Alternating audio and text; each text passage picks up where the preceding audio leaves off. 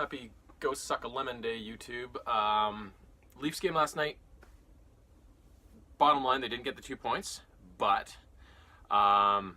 this is one of those kind of turnaround games that happen after a team's been through a bad stretch.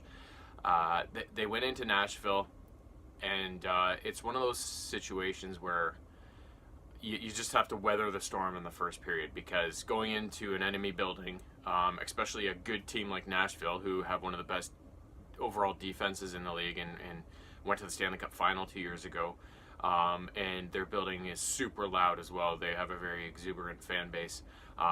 So the recipe was there for just that, just get through the first period. And seeing as it's the Leafs, this is a double whammy because their starts have been so bloody terrible all year, and no worse stretch than the last 4 games or whatever it's been.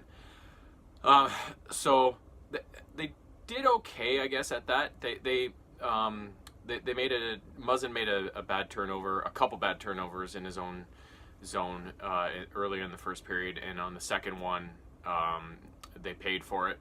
Brian Boyle, we got a goal for the Predators to go up 1-0 early on in the first. And then about midway through the first, they finally managed to stabilize things. They didn't really give much pushback, but they kind of stopped. They brought the Nashville attack kind of to a halt, and it just kind of turned into one of those back and forth, ho-hum kind of periods, which is fine. That was fine. But then in the second and third period, they took over the game.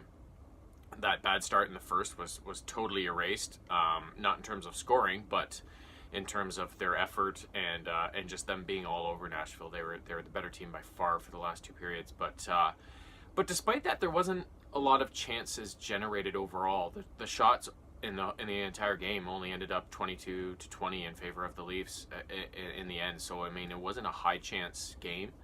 But they really did take over in the second and the third, and they just couldn't beat Rene on the chances they did manage to manufacture, and Nashville did end up blocking a lot of their shots as well. So it just didn't pan out, but it was one of those games where the effort was there after many abysmal performances.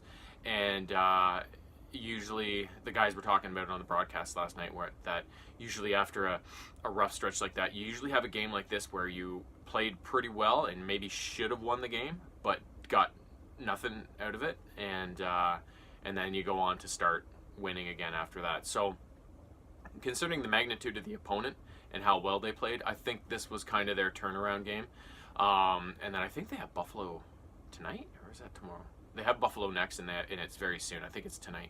I haven't checked, but hopefully they can turn that momentum into a win and the start of a win streak, and the shoring up of everything, because they did look a lot after the initial first period blunders there. They did look a lot tighter, and Matthews especially. I'm surprised he didn't score last night, because he was dancing. He had some speed, and the puck was on a string for him, and he had a lot of chances, but just couldn't get one to go on Rene. So